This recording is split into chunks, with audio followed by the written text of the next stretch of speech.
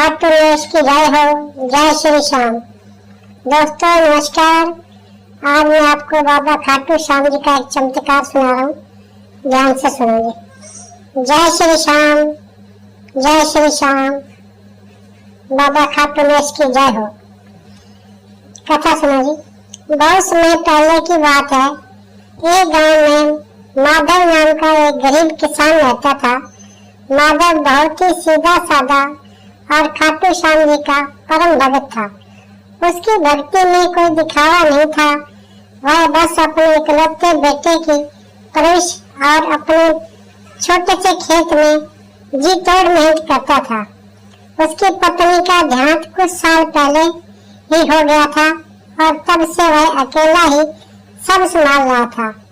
माधव की जिंदगी में सब कुछ ठीक चल रहा था, लेकिन एक दिन अचानक उसके खेत की मिट्टी सूखने लगी। बारिश हुई नहीं और पास की नदी भी धीरे धीरे सूख रही थी।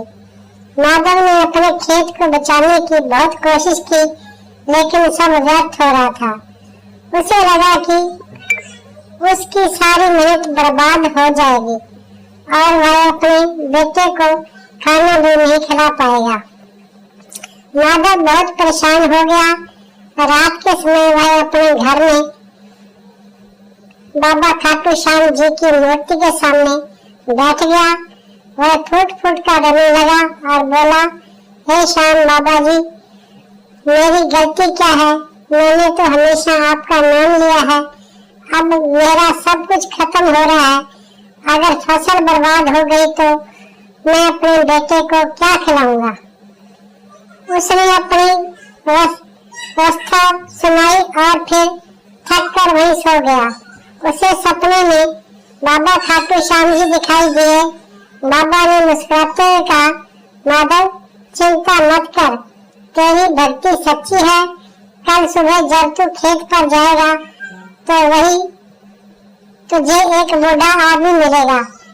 वह जैसा कहे वैसा ही करना, तेरी समस्या दूर हो जाएगी। अगली सुबह माधव उठा और खाटू श्याम जी का नाम लेकर अपने खेत की ओर चल दिए।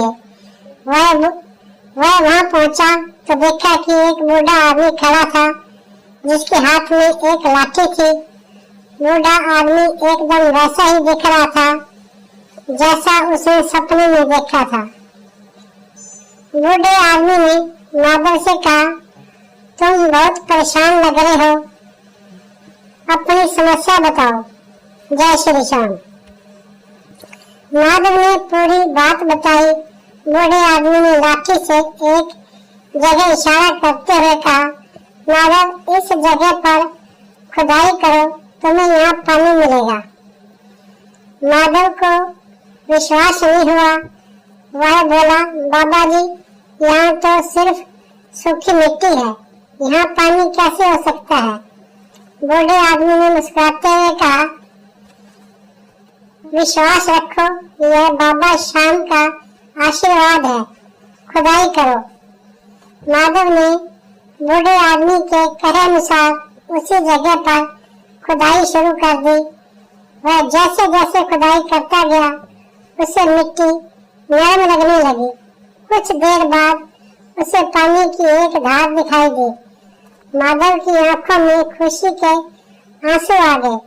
उसने और खुदाई की तो देखा कि वहाँ एक पुराना कुआं था, जो बहुत समय पहले बंद हो गया था। माधव ने जल्दी से कुएं को साफ किया और उस पानी से अपने पूरे खेत को सींच दिया।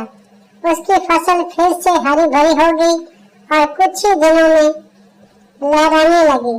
माधव को समझ आ गया कि यह कोई बूढ़ा आदमी नहीं बल्कि स्वयं बाबा खाटू श्याम जी थे, जो उसकी मदद करने आए थे। इस घटना के बाद से माधव की खाटू श्याम जी पर भक्ति और भी गहरी हो गई। उसने गांव वालों को यह कहानी सुनाई और लोग भी बाबा खाटू श्याम जी के चमत्कार पर विश्वास करने लगे। यह कहानी इस बात का प्रमाण है कि जो सच्चे मन से बाबा श्याम को पुकारता है, उसकी मदद करने वह किसी भी रूप में आ सकते हैं। जय श्री श्याम।